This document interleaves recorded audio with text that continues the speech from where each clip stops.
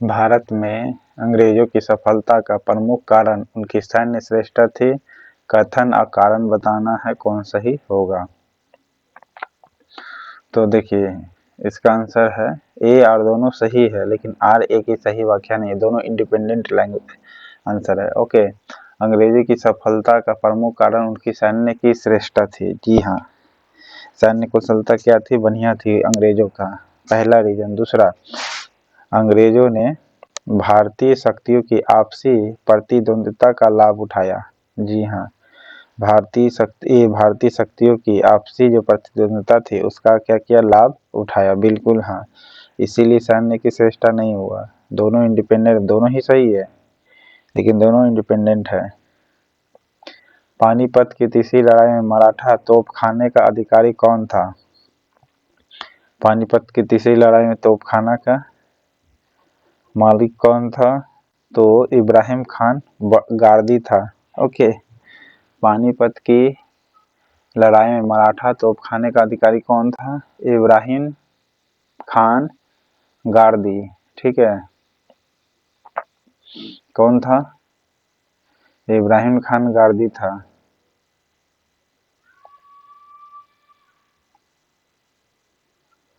Okay,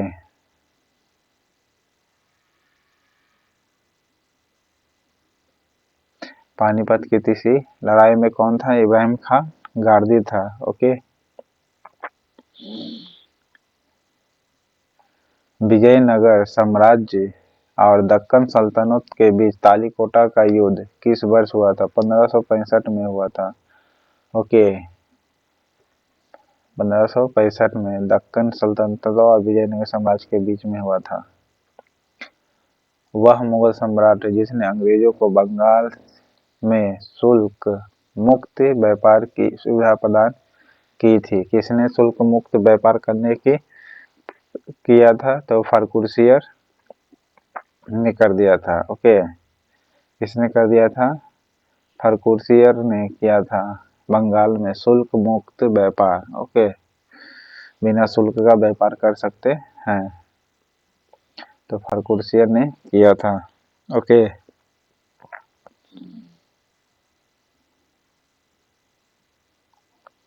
निम्नलिखित में से कौन सा कथन औद्योगिक क्रांति के द्वारा 19वीं शताब्दी के पूर्वार्ध में भारत पर पड़े प्रभाव का सही व्याख्या करता है? तो औद्योगिक जो क्रांति हुआ था उसके द्वारा 19वीं शताब्दी के पूर्वार्ध में भारत में पड़े जो प्रभाव हुआ उसके बारे में बताना है आपका, कौन सही है। 9 का बी होगा। ओके, भारतीय दस्तकारी उद्योग जो थे क्या हो गए थे? नष्ट हो गए थे। ओके, दस्तकारी जो वर्ग थे वो क्या हो गए थे? उद्योग नष्ट हो गए थे। ओके, दस्तकारी वर्ग क्या हो गए थे? नष्ट हो गए थे।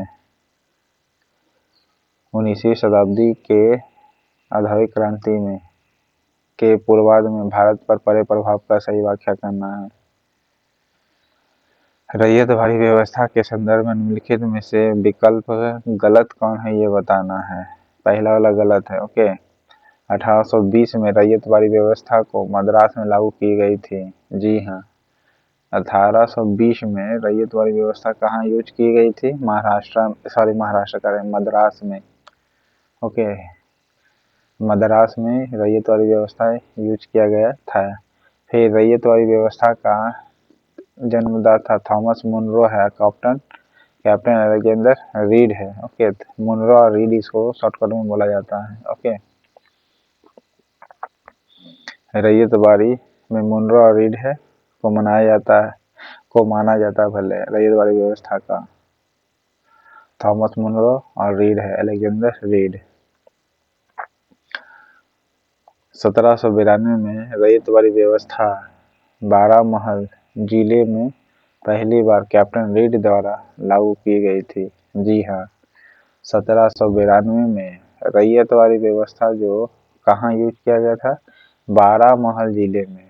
कौन सा महल? बारामहल जिले में। ठीक है, कहाँ?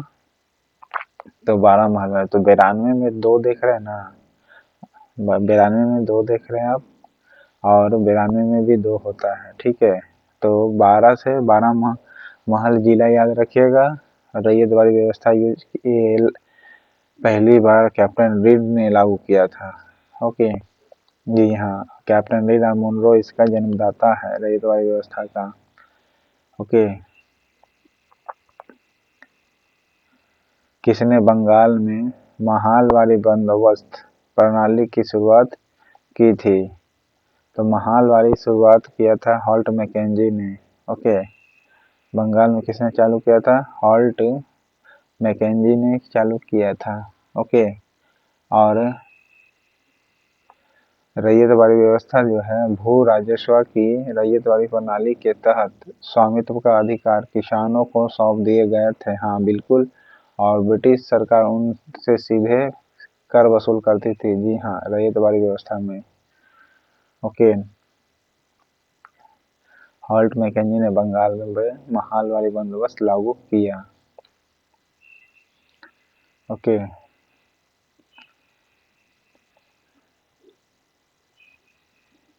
इसमें कथन बताना अस्थायी बंदोबस्त कौन सा सही होगा?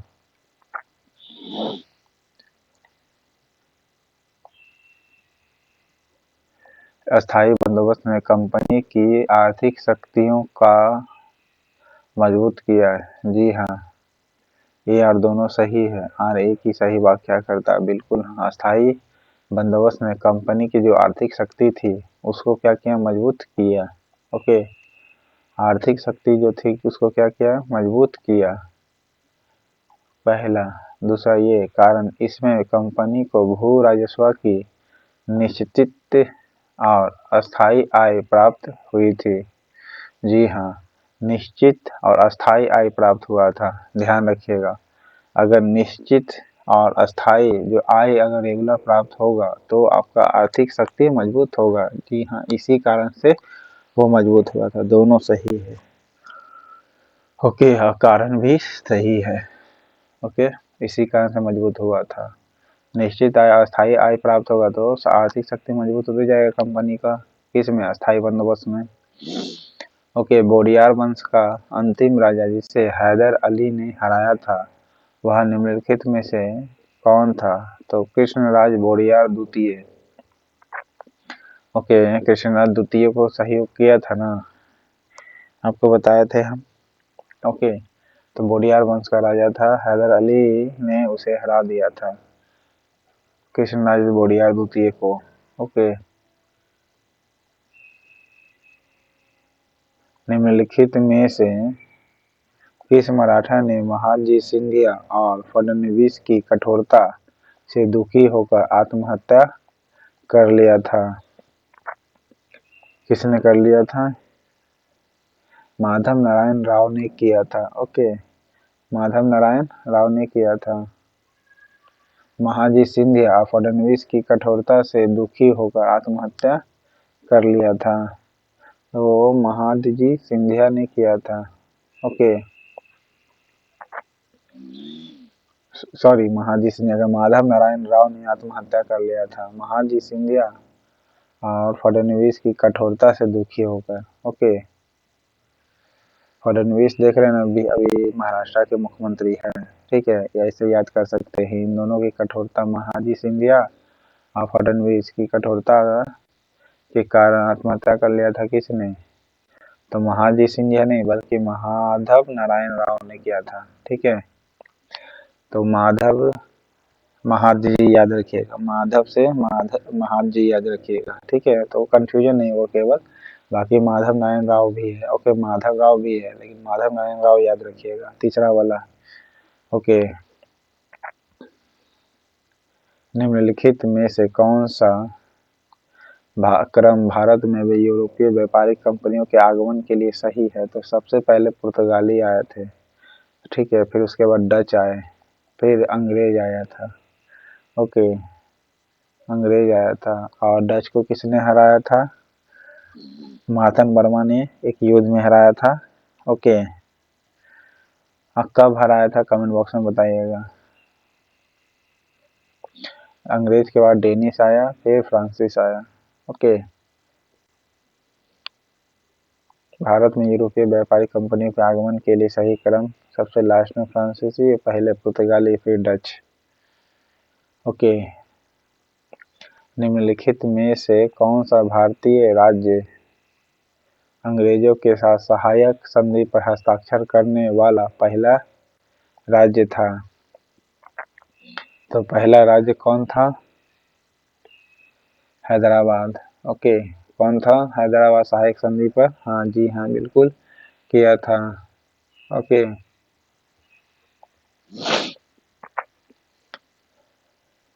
भारत में आधुनिक उद्योगों का सीमित विकास ब्रिटिश नीति का परिणाम हुआ। जी हाँ, भारत में आधुनिक उद्योगों का सीमित विकास हुआ था। आधुनिक उद्योगों का सीमित विकास ब्रिटिश नीति का परिणाम था। ओके, ये सही है, आर बिल्कुल गलत है। ओके, ब्रिटिश सरकार पूंजीगति से प्रोत्साहन ही नहीं देता था। हाँ, आधुनिक उद्योगों का सीमित विकास ब्रिटिश नीति का परिणाम था भारत में। ओके, छोटा ही पैमाना लेकिन विकास हुआ था ब्रिटिश नीति से। ओके, निम्नलिखित में से किस वर्ष शक्कर खेरा का, इसमें देख रहे हैं टेक्नोलॉजी का यूज किया जाता है दोस्तों। भारत में क्या किया था, साइंस को माना ही नहीं जाता था, ठीक है, लेकिन थोड़ा सा ही विकास किया लेकिन किया था। ओके, पहले के साइंस को देखते हैं। आज भी कहीं कहीं जो स्पेशल वर्ग के लोग हैं मानवे नहीं करते हैं, पूरे अंधविश्वास में डूबे रहते हैं। ओके, भारत में आधुनिक सीमित विकास हुआ था औद्योगिक का। निम्नलिखित में से किस वर्ष शक्कर खेरा का युद्ध हुआ जिसमें निजाम उल मुल्क ने मुगल सूबेदार मुबारिज खां को पराजित किया था? मुबारिज खां को पराजित किया था 1724 में। ओके, कब? 1724 में। किस वर्ष शक्कर खेरा का युद्ध हुआ था? शक्कर खेरा का युद्ध कब हुआ था? 1724 में। ओके, शक्कर खेरा का युद्ध कब हुआ था? 1724 में। ओके, इसको कैसे याद रखिएगा, मेरे तरफ एगो शंकर है, ठीक है, उसका पैसा बाकी था कपड़ा का। ओके, 24 रुपया कपड़ा, शंकर का कपड़ा का 24 रुपया बाकी था, शंकर का 24 रुपया कपड़ा का बाकी था। ओके, तो कपड़ा का खेरा हो जाएगा। शंकर खेरा का युद्ध हुआ था जिसमें निजाम उल मुल्क ने मुगल सूबेदार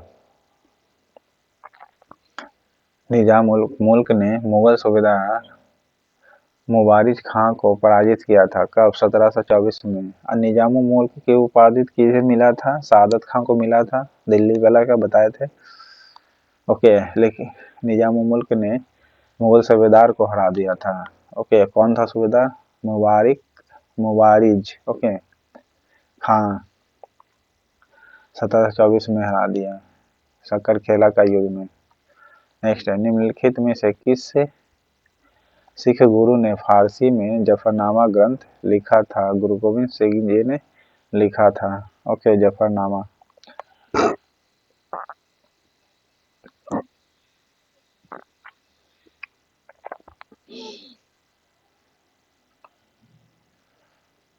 फारसी में लिखे थे जफरनामा।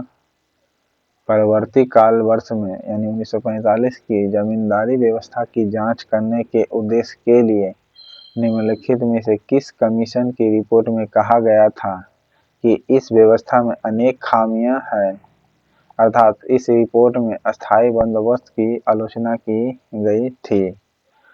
तो किस रिपोर्ट में कहा गया था? बी, फ्लॉड कमीशन की रिपोर्ट में। ओके, फ्लॉड कमीशन की रिपोर्ट में अस्थायी बंदोबस्त। ओके, परवर्ती काल 1945 की जमींदारी व्यवस्था की जांच करने के उद्देश्य के लिए। ओके, किस कमीशन? 1945 की जमींदारी व्यवस्था का जांच करने के लिए किया गया था। व्यवस्था की जांच करने के उद्देश्य के लिए किस कमीशन रिपोर्ट का व्यवस्था किया गया था? और इसी में बताया गया था कि अस्थायी बंदोबस्त की आलोचना की गई थी। इसी में 1945 में एक जमींदारी व्यवस्था का जांच वगैरह चला था जिसमें अस्थायी बंदोबस्त को भी जांचा गया था। ओके, इसी में बताया गया था कि अस्थायी बंदोबस्त में कुछ न कुछ कमी है, तो यानी आलोचना किया गया था। तो किस कमीशन में? तो फ्लॉड कमीशन था। ओके, फ्लड देख रहे हैं, फ्लड ये किस में आता है? फ्लड आ जाता है, बाढ़ आ जाता है तो पूरा खेती बाड़ी डूब जाता है। ओके, याद रखिएगा आवाज। फ्लड आ जाता है तो खेती बाड़ी डूब जाता है, तो खेती बाड़ी से संबंधित था अस्थायी बंदोबस्त, आपको पता है। फ्लड किससे संबंधित था? खेती बाड़ी से संबंधित था। ओके, किससे संबंधित था? खेती बाड़ी से। तो फ्लड कमीशन की रिपोर्ट में बताया गया था। ओके, किसके भजन गुरु ग्रंथ साहिब में शामिल नहीं है? हरगोविंद का नहीं है, बाकी शेख फरीद का है, कबीर का है, रविदास का है। गुरु ग्रंथ साहिब में शामिल है, शेख फरीद का भी है। ओके, जाट के संदर्भ में कथन के बारे में गलत कौन है, ये बताना है आपको।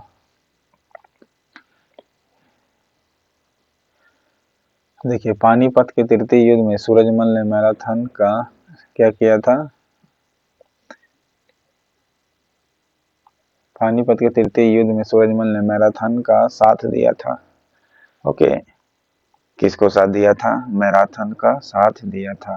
ओके, पानीपत के तृतीय युद्ध में सूरजमल ने किसको साथ दिया था? मैराथन को। मैराथन दौड़ देखे है ना, तो याद रखिएगा, सूरज जो है ना मैराथन दौड़ा था। सूरज क्या किया था? मैराथन दौड़ा था। ओके, तो यानी साथ दिया था, सूरजमल मैराथन के साथ हो गया था। ओके, मैराथन के साथ हो गया था।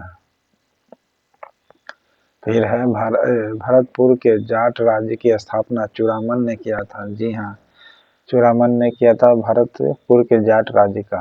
ओके, भरतपुर का जाट राज्य का स्थापना चूड़ामन ने किया था, एवं बदन सिंह के द्वारा की गई थी। ओके, दोनों चूड़ामन और बदन सिंह दोनों के द्वारा किया गया था। भरतपुर के जाट राज्य चूड़ामन और बदन सिंह के द्वारा किया गया था। फिर जाट खेतिहरों की एक जाति है। ठीक है, जाट क्या है? खेतिहर लोगों का जाति है, जो दिल्ली, आगरा, मथुरा के सीमावर्ती क्षेत्रों में रहते थे। ओके, जाट खेतिहरों की एक क्या जाति है? जो दिल्ली, मथुरा, आगरा के सीमावर्ती क्षेत्रों में रहती है। ओके,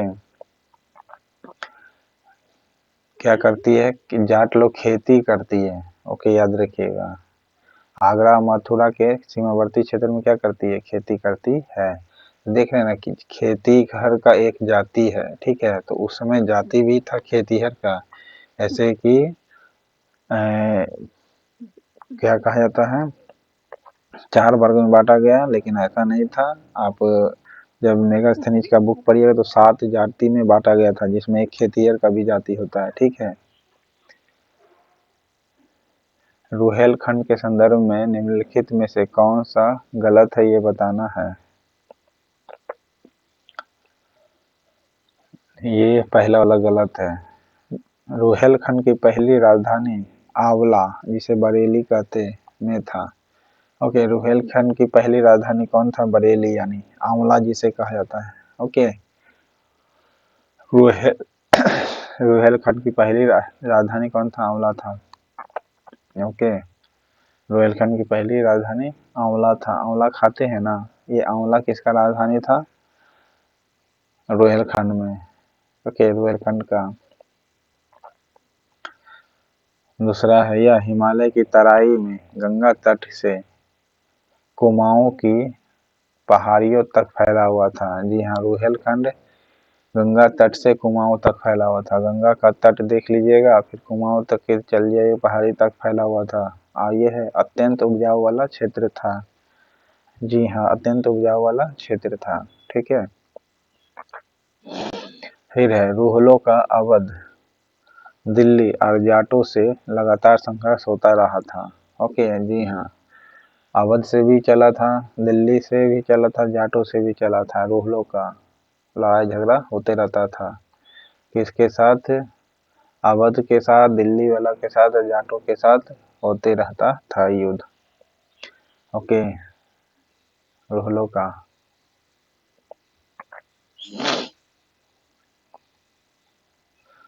निम्नलिखित में से किस क्षेत्र में राजस्व बंदोबस्त की महलवारी व्यवस्था शुरू की गई थी? तो महलवारी व्यवस्था शुरू की गई थी सी, तो उत्तर पश्चिमी प्रांत में। कहाँ? उत्तर पश्चिमी प्रांत में किया गया था। ओके, किस क्षेत्र में राजस्व बंदोबस्त की महलवारी व्यवस्था शुरू की गई थी? देवगांव की संधि यानी 1803 किन के बीच हुई थी? भोंसले तथा अंग्रेज के बीच। ओके, किसके बीच चला था? भोंसले तथा अंग्रेज के बीच क्या चला था? देवगांव की संधि हुआ था। ओके, कब हुआ था? 1803 को। ओके, देवगांव की संधि कब हुआ? 1803 में हुआ था। भोंसले तथा अंग्रेज के बीच में हुआ था। ओके, भोसले में भी 3 शब्द है, अंग्रेज में भी 3 शब्द है। आप 3 याद रखिएगा। 1803 तो भोसले और अंग्रेज के बीच में हुआ था। कौन सा? देवगांव। ओके, देवगांव की संधि। ओके, देवगांव की संधि हुआ था। और देवी जी को कितना जाके चढ़ा दिया पैसा? 3 रुपया जाके चढ़ाया है। ओके, पूजा पाठ में देवी जी को कितना चढ़ाया? 3 रुपया। तो देवगांव की संधि हो जाएगा। अवध राज्य की स्थापना सादत खान ने की थी, बताइए। हाँ जी, हाँ बिल्कुल किया होगा या नहीं? तो देखिए, ए आर दोनों सही है, बिल्कुल हाँ। सादत खान ने अवध का स्थापना किया था, ठीक है, परंतु आर ए का सही व्याख्या नहीं है का। ओके, दोनों ही सही है लेकिन दोनों इंडिपेंडेंट जवाब है। ओके,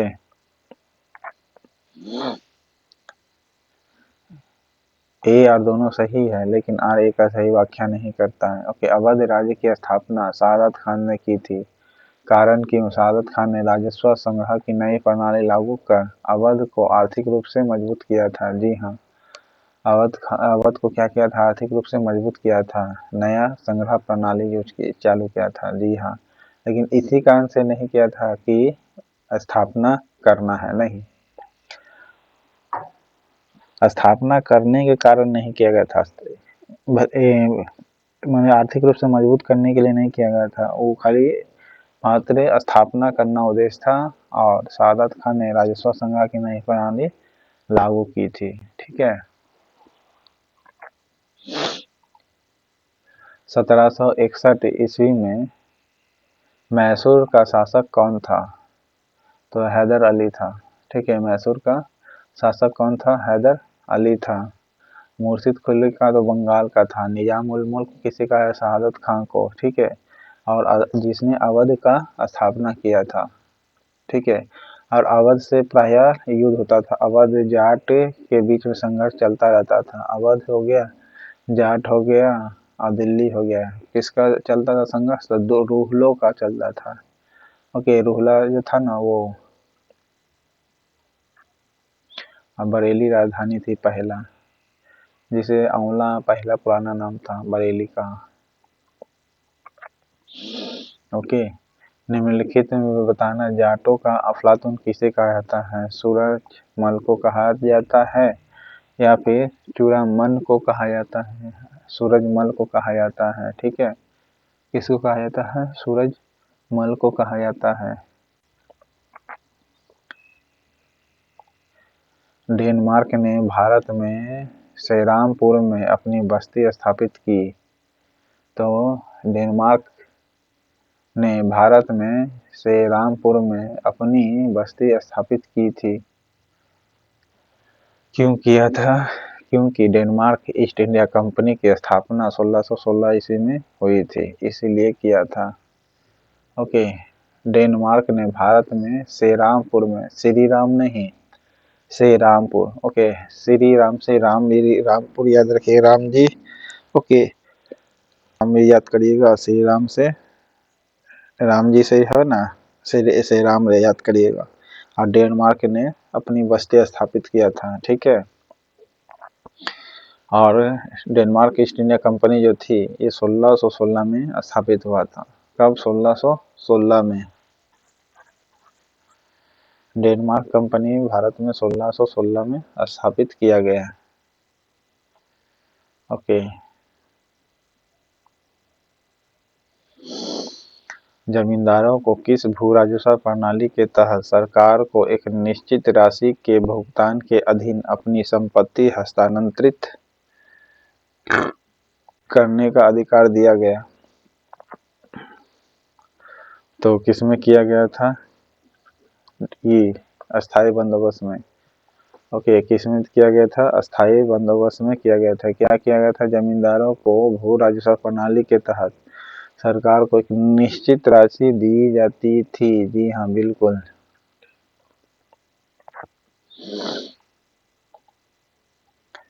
मराठों की पराजय ने अंग्रेजों को भारत का सर्वोच्च शक्ति बना दिया।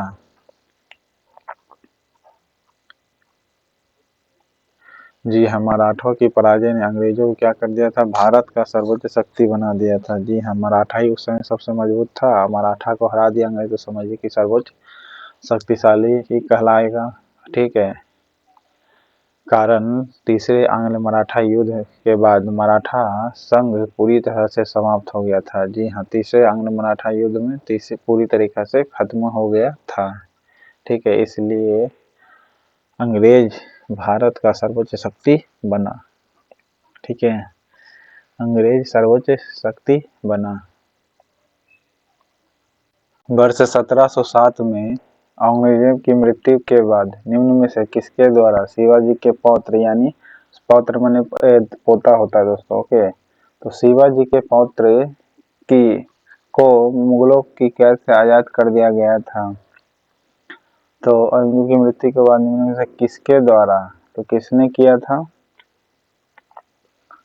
बहादुर शाह प्रथम ने किया था। ओके, बहादुर शाह प्रथम ने 1707 में औरंगजेब की मृत्यु के बाद किसके द्वारा शिवाजी के पौत्र जो था साहू जी, उसको मुगलों की कैद से आजाद कर दिया था? तो बहादुर शाह प्रथम था। ओके, बहादुर शाह द्वितीय लास्ट था मुगल का। ओके, बहादुर शाह 1708 में गुरु गोविंद सिंह की मृत्यु हो जाती है। ओके, अब बहादुर शाह प्रथम औरंगजेब की मृत्यु के बाद शिवाजी साहू जी को मुगलों कैसे आजाद कर दिया? ओके,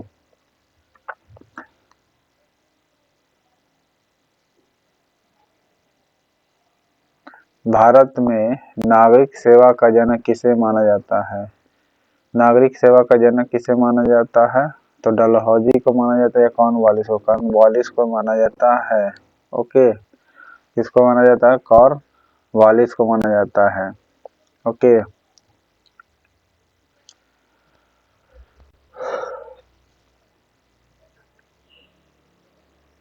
पेशवाओं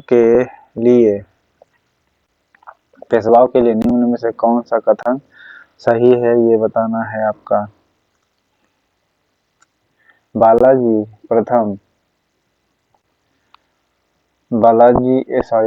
विश्वनाथ के बाद बालाजी प्रथम, बालाजी विश्वनाथ के बाद बाजीराव प्रथम। ओके, बालाजी विश्वनाथ के बाद बाजीराव प्रथम। अब बाजीराव प्रथम ही थी जो आप एक दीपिका पादुकोण वाला देखेंगे एक्टिंग। ओके, मस्तानी जो थी ना, बाजीराव प्रथम की ही थी प्रेमिका। और बाजीराव प्रथम से पहले कौन था? बालाजी विश्वनाथ। ओके, फिर बालाजी विश्वनाथ के बाद बाजीराव प्रथम आता है, फिर है बालाजी, फिर आता है बालाजी बाजीराव। ओके, बालाजी बाजीराव आता है। ओके, इन दोनों के नाम से कॉम्बिनेशन में नेक्स्ट आता है। फिर उसके बाद नाना साहब आते हैं। ओके,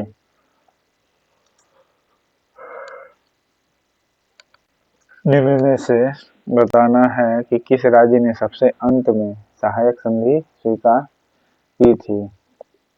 तो सिंधिया ने सबसे अंत में सहायक संधि स्वीकार की थी। सबसे पहले हैदराबाद में स्वीकार की थी। ओके, सबसे अंत में चारों में से कौन हो जाएगा? सिंधिया। ओके,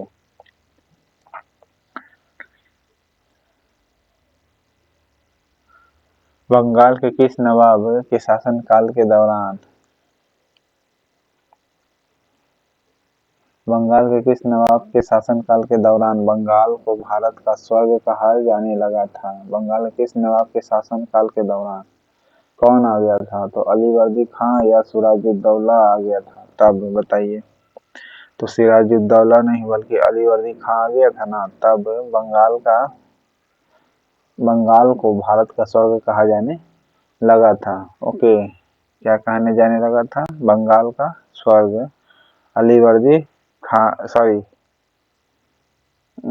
बंगाल के किस नवाब के शासन के दौरान? तो अलीवर्दी खां। अलीवर्दी खां का नाती कौन था? सिराजुद्दौला, क्योंकि सिराजुद्दौला का अलीवर्दी का कोई अपना बेटा नहीं था। ओके, अब मीर जाफर क्या था?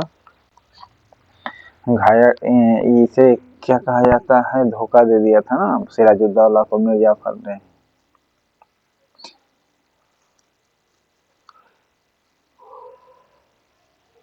ओके,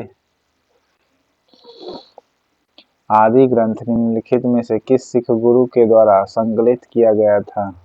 तो गुरु अर्जुन देव। ओके, आदि ग्रंथ गुरु अर्जुन देव ही ने किया था। ओके, आदि ग्रंथ ये संकलित। ओके, गुरु रामदास जी के स्थान के नाम पर एक एयरपोर्ट बनाया गया अमृतसर में। ओके, गुरु गोविंद सिंह 10वें गुरु है, जो कि फारसी में लिखा था जफरनामा। गुरु नानक देव जी पहले गुरुदेव है। निम्नलिखित में से किस गवर्नर जनरल ने द्वैध शासन व्यवस्था को समाप्त कर दिया था? द्वैध शासन व्यवस्था को शामिल कर दिया था वॉरेन हेस्टिंग या लॉर्ड हेस्टिंग? बताइएगा। तो है आपका वॉरेन हेस्टिंग ने डबल व्यवस्था जो था उसको समाप्त कर दिया था। ओके, क्या कर दिया था? वॉरेन हेस्टिंग ने रोक लगा दिया था। गवर्नर जनरल ने शासन व्यवस्था को समाप्त कर दिया था, द्वैध शासन व्यवस्था को समाप्त कर दिया था। ओके,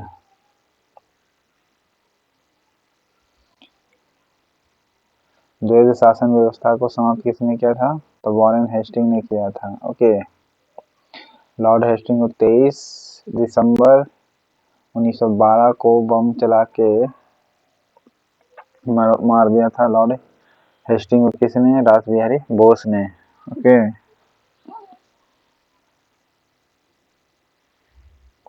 और वॉरेन हेस्टिंग के समय में ही एक विद्रोह हुआ था, रोहिला विद्रोह। ओके,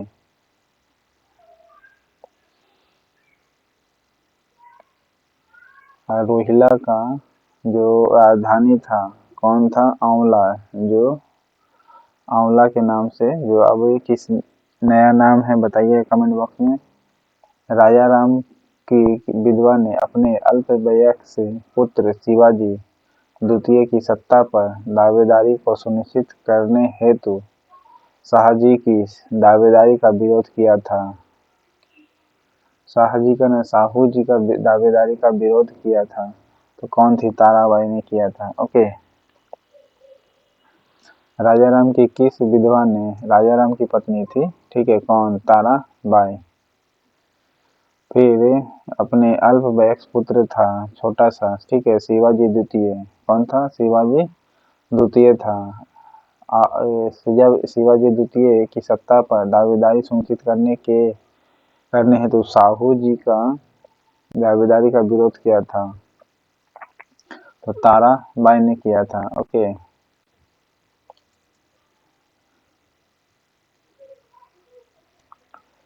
किस वर्ष हुए बेदरा के युद्ध में अंग्रेजों ने डचों को पराजित कर भारत में उनकी शक्ति को समाप्त कर दिया था? तो डचों की शक्ति को कब समाप्त कर दिया था? 1759 में कर दिया था। ओके, 1759 में कर दिया था। ओके, 1759 में डचों को पराजित कर दिया था अंग्रेजों ने। 1503 में काली मिर्च और मसाले के व्यापार पर एकाधिकार प्राप्त करने के उद्देश्य से पुर्तगालियों ने निम्न में से किस स्थान पर अपनी पहली व्यापारिक कोठी बनाई थी? तो कोचीन में बनाई थी। कहाँ बनाई थी? कोचीन में। 1503 में काली मिर्च। ओके, यानी 5 साल बाद वास्को डी गामा जब आया था ना, उसके 5 साल बाद काली मिर्च और मसाले के व्यापार पर एकाधिकार प्राप्त करने के उद्देश्य से पुर्तगालियों ने निम्न में से किस स्थान पर अपनी पहली व्यापारिक कोठी बनाई? तो कोचीन में बनाई थी। ओके,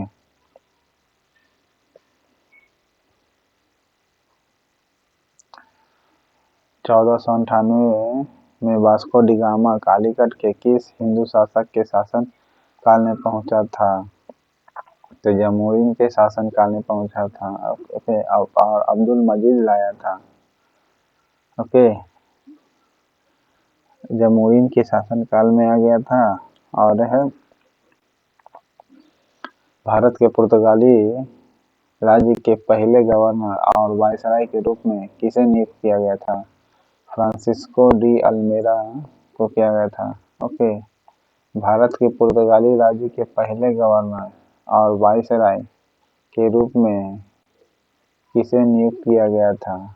तो फ्रांसिसी डी अल्मोड़ा को किया गया था। पुर्तगाली पहला गवर्नर था, ये ध्यान रखिएगा, पुर्तगाली था। वास्को डी गामा भी पुर्तगाली था। ओके, पहला गवर्नर और वायसराय दोनों नियुक्त किया गया था पुर्तगाली राज्य के लिए। ओके, कौन? फ्रांसिसी डी अल्मोड़ा। अल्बुकर्क कौन था?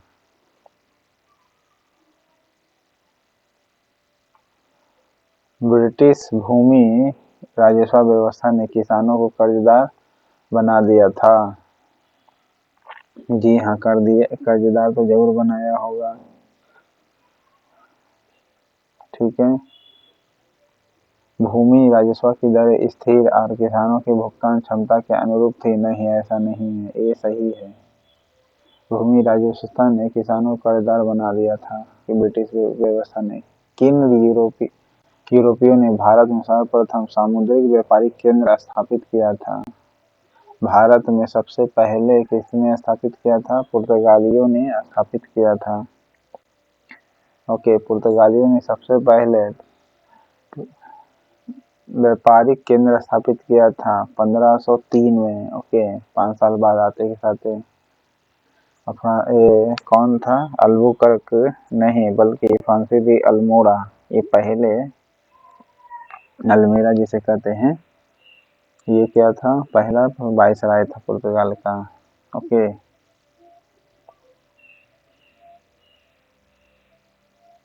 डचों को अंग्रेज ने हरा दिया था कब? 1759 में। ओके, कौन सा युद्ध? बेदरा के युद्ध में। ओके, कौन से युद्ध में? पराजित कर डचों को बेदरा के युद्ध में हरा दिया था। ओके,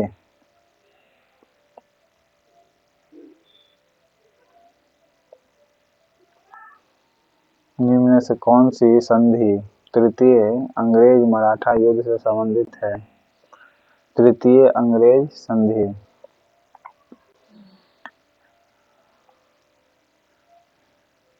85 का ए होगा। पूना की संधि जो है ये लास्ट था आपका। ठीक है,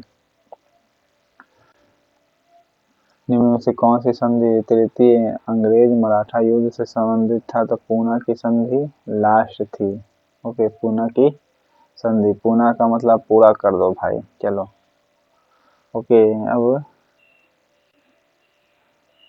इब्राहिम करके जो था, ये पानीपत का तृतीय जो युद्ध हुआ था ना, उसमें तोपखाना का नेतृत्व कर रहा था। ओके, सूबेदार था यानी। पुणे का संधि ये लास्ट संधि था अंग्रेज मराठा का। संधि तृतीय अंग्रेज मराठा युद्ध से संबंधित है। भारत के लिए समुद्री मार्ग की खोज करने वाला पहला व्यक्ति कौन था? तो पुर्तगाली था। ओके, वास्को डी गामा 1498 में। ओके, कर्नाटक का युद्ध किसके बीच में लड़ा गया था? अंग्रेज और फ्रांसीसी के बीच में। राजस्व बंदोबस्त महालवारी प्रणाली के बारे में निम्नलिखित कथन में से गलत कथन बताना है। कौन सा गलत होगा? तो है आपका, इस प्रणाली की होल्ट मैकेंजी द्वारा तैयार किया गया था। जी हाँ, महालवारी प्रणाली की शुरुआत होल्ट मैकेंजी यानी मैकेंजी ने किया था। बिल्कुल, हम हाल मैकेंजी बताए थे ना। फिर है कब चालू किया था प्रणाली को? 1822 में पेश किया गया था। जी हाँ, महालवाड़ी 1822 में पारित किया गया था।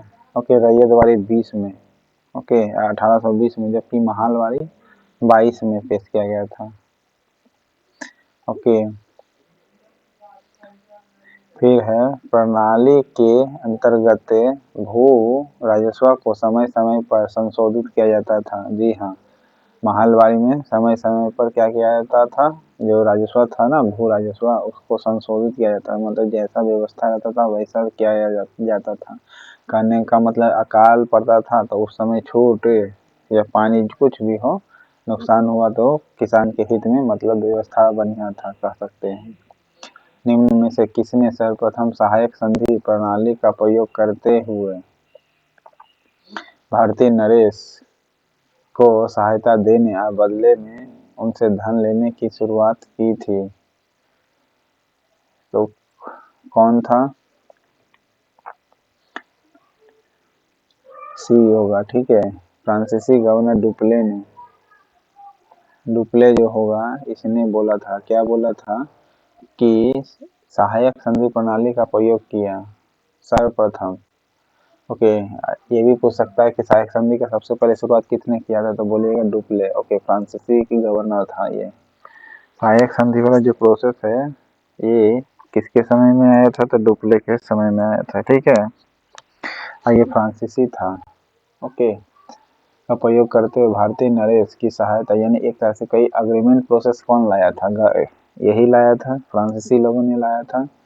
प्रणाली का प्रयोग करते हुए भारतीय नरेश की सहायता देना, ओके, और बदले में उनसे धन लेता था। ओके, सहायता देता, बदले में धन देता था, तो वो डुप्ले लाया था। ओके, डुप्ले से डुप्लीकेट याद रखिएगा। डुप्ले से डुप्लीकेट यानी डुप्लीकेट कागज, यानी एक भी अग्रीमेंट का डुप्लीकेट कागज लाओ, दिखाओ, ठीक है। अग्रीमेंट का डुप्लीकेट कागज यानी एक तरह से अग्रीमेंट का शुरुआत किसने किया? यही, जिसे सहायक संधि कहते हैं, ठीक है। मध्यकालीन भारत में और बदले में क्या? धन लेता था। ओके, मध्यकालीन भारत में ददनी पद्धति प्रचलित हुई। क्यों? ददनी पद्धति क्यों प्रचलित हुई थी? क्योंकि इसने अंतर्देशीय और विदेशी व्यापार दोनों को प्रोत्साहन दिया था। ओके, द्विदलीय पद्धति होना चाहिए था। द्विदलीय का मतलब इंटरनेशनल व्यापार रहता है, यानी एक पक्ष दूसरे पक्षों के विदेशी व्यापार, अंतर्देशीय और विदेशी व्यापार। ओके, अंतर्देशीय और विदेशी व्यापार दोनों प्रोत्साहन दिया गया था। मध्यकालीन भारत में हुआ था। ओके, ददनी पद्धति प्रचलित हुई थी, यानी इसका मतलब अंतर्देशीय भी है, साथ ही साथ विदेशी व्यापार दोनों। दो तो है ये, यहाँ पर देखिए रहे, वो अंतर्देशीय, सॉरी दोस्त, देखो विदेशी व्यापार दोनों प्रोत्साहित किया जाता था। ओके, वर्ष 1798 में और मध्यकाल में प्रचलित हुआ था, याद रखिएगा। 1798 में बेले द्वारा तैयार किए गए सहायक संधि के बारे में कथन बताना है, कौन सा सही है? देखिए, सहायक संधि का शुरुआत तो आपको बता दिए, कौन चालू किया था? तो बेले नहीं बल्कि डुप्ले ने शुरुआत किया था, फ्रांसीसी लोगों ने। लेकिन लॉर्ड बेले का जो था तैयार किया गया सहायक संधि के बारे में क्या क्या सही है? सहयोगी को क्षेत्र में ब्रिटिश टुकड़े को बनाए रखने के लिए संसाधन उपलब्ध कराने होंगे। जी हाँ, ये था, सहयोगी को क्षेत्र में ब्रिटिश टुकड़ी को बनाए रखने के लिए संसाधन उपलब्ध कराने होंगे। जी हाँ, इसमें बेले सहायक संधि में था कि अगर जैसे हम मेरा आदमी जाएगा यानी ब्रिटिश लोग जाएगा तो बदले में आप उसको संसाधन उपलब्ध करवाइएगा, ठीक है, जो जरूरत है। ये सहायक संधि में था। ओके, फिर था सहयोगी को अन्य शासकों के साथ समझौते में प्रवेश करने के लिए अंग्रेजों की अनुमति की आवश्यकता थी। जी हाँ, यानी अंग्रेजों से अनुमति लेना पड़ता था। सोच लीजिए, अब जो भी सहयोगी था ना एसोसिएट सदस्य, उससे अंग्रेज से पहले अनुमति लीजिए, ठीक है। यानी सहायक संधि सहयोगी को अन्य शासकों के साथ समझौते में प्रवेश करने के लिए दूसरे से अगर करिएगा ना आप, तो पहले अंग्रेज से आप अथी लीजिए, ऑर्डर लीजिए, तब जाकर के समझौता अग्रीमेंट होगा। ओके, सहायक संधि में बेलेजली ने किया था। तीसरा है सहयोगी के क्षेत्र में एक ब्रिटिश सशस्त्र टुकड़ी तैनात रहेगी। अब देखिए, सहयोगी का जो क्षेत्र था ना, वहाँ पर गोला बारूद जो भी हो, जिसे सशस्त्र टुकड़ी कहा जाता है, वो उसके साथ उसके क्षेत्र में रहेगी, उसके क्षेत्र में यानी सहयोगी के क्षेत्र में रहेगी, समझे। ऐसा व्यवस्था कर दिया था, ठीक है, बेलेजली के सहायक संधि में। ओके, सुरजी अर्जन गांव की संधि के संबंधित अंग्रेजों एवं किसके बीच में हुआ था? सुरजी गांव की संधि हुआ था सिंधिया के साथ हुआ था। ओके, किसके साथ हुआ था? सिंधिया के साथ हुआ था। ओके, सुरजी अर्जुन गांव की संधि अंग्रेज और किसके बीच में हुआ था? सिंधिया के बीच। सुरजी सिंधिया, सुरजी सिंधिया। ओके, सुरजी, ओके, भूलिएगा नहीं, सुरजी और सिंधिया। सुरजी अर्जुन गांव की संधि सिंधिया के साथ था। The wants and means of India पुस्तक के लेखक कौन था? दादा भाई नौरोजी। ओके, दादा भाई नौरोजी थे। The wants and means of पुस्तक के the wants and means of India, the wants of means of India पुस्तक के लेखक कौन थे? दादा भाई नौरोजी थे। द वांट्स यानी हमको चाहिए, ठीक है, वाला यानी अंग्रेज मांग करता था, तो ये सबका टोटल रिसर्च वगैरह कौन किए थे? दादा भाई नौरोजी ही किए थे, जो कि पारसी समुदाय से थे, पता होना चाहिए आपको, ठीक है। The wants and means of India पुस्तक के लेखक निम्न में से कौन है? दादा भाई नौरोजी है। ओके, आधुनिक भारत के पुनर्जागरण के अग्रदूत किसे कहा जाता है? राजा राम मोहन राय को कहा जाता है। ओके,